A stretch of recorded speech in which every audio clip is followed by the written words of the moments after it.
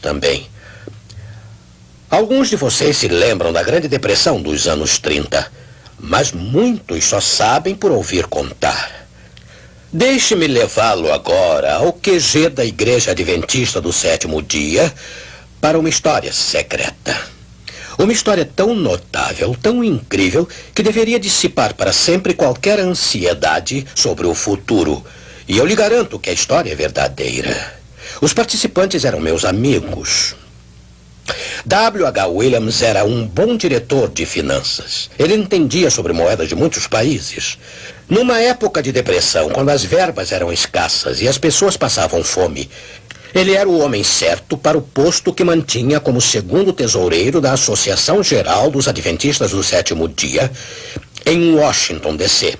Ele era o homem certo, eu digo, para o cargo, não apenas por causa de sua experiência, mas porque a sua fé pessoal em Deus era tal que, numa época de emergência, ele fazia tudo o que Deus lhe mandasse fazer, não importa quão estranho ou irracional pudesse parecer. Eu tive o privilégio de conhecê-lo brevemente antes de se aposentar em 1956.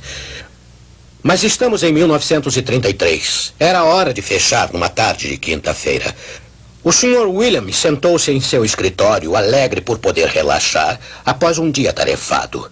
Sua esposa estava fora, portanto, atrasar alguns minutos não ia importar. Ele pensou como ia ser bom ir para a cama cedo e ter o descanso tão necessário. Mas aí ele sentiu uma pressão em seu ombro e uma voz clara disse num tom de comando: "Vá a Nova York esta noite." Ir a Nova York? Ora, o pastor Williams era o tesoureiro responsável pelo fluxo do dinheiro denominacional que entrava e saía da Associação Geral, tanto para as divisões no exterior como na América do Norte. Era ele que mexia com bancos e, sabiamente, não depositava as verbas num só banco. O dinheiro era distribuído entre um banco do centro de Washington, um do outro lado da rua em Tacoma Park e em 2 bancos em Nova York. Ele ia frequentemente a Nova York enfiar por cabo verbas para as divisões no exterior, mas ainda faltavam 10 dias para isso. Ir a Nova York esta noite? Ele se agarrou em sua poltrona e aí inclinou a cabeça. Ele disse: "Senhor, eu não tenho autoridade para operar negócios nesta época. O que vou fazer quando chegar lá?" A pressão continuou. "Vá." Ele estava cansado. Ele detestava uma viagem tarde da noite de bonde até a ferroviária. Então foi até a antessala do seu escritório para ver se Chester Rogers, seu fiel secretário, tinha ido para casa. Ele não tinha. Este prontamente concordou em levá-lo até a ferroviária para o trem da meia-noite.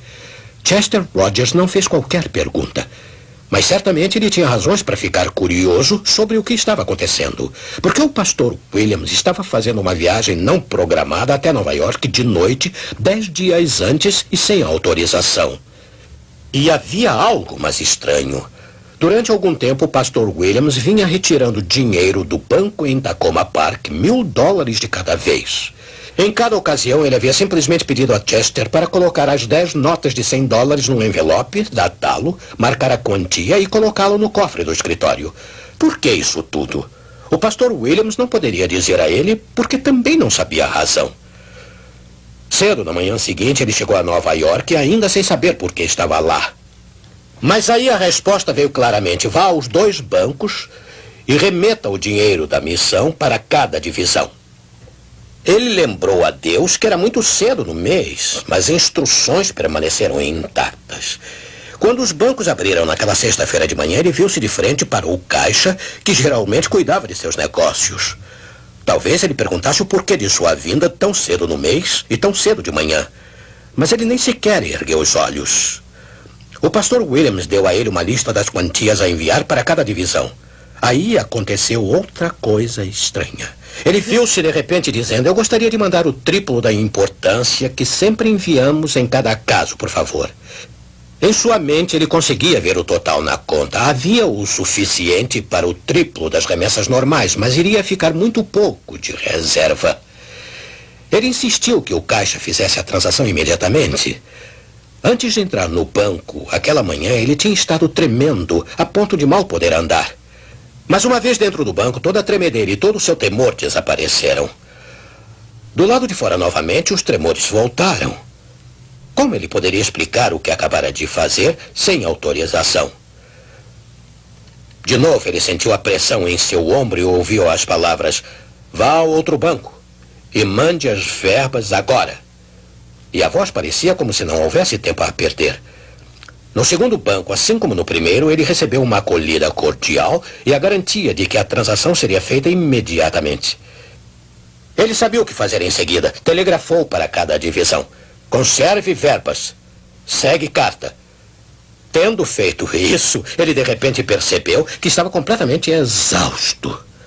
De volta em casa, ele dormiu tranquilamente, acordando tarde na manhã seguinte. O sol brilhava sobre a sua cama. Era 4 de março de 1933, o dia que o novo presidente ia ser empossado, Franklin D.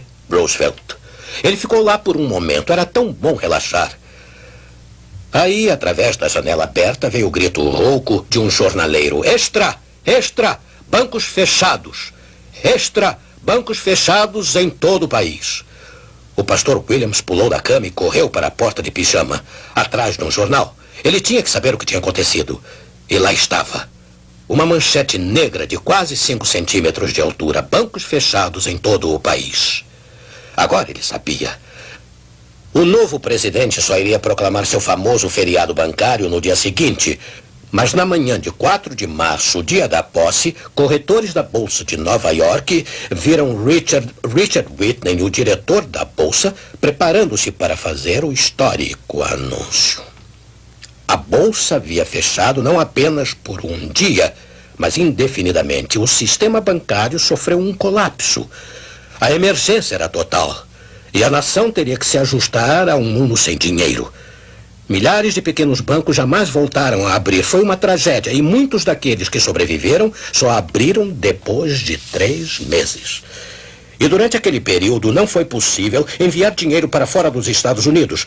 Mas todos os missionários no exterior foram assim atendidos durante aqueles 3 meses.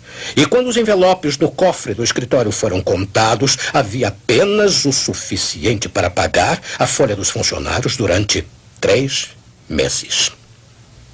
Amigo, haverá outros desastres naturais. Mais incêndios, inundações e tudo mais. E poderá haver uma outra grande depressão. Quem sabe? Mas isso realmente importa com um Deus assim?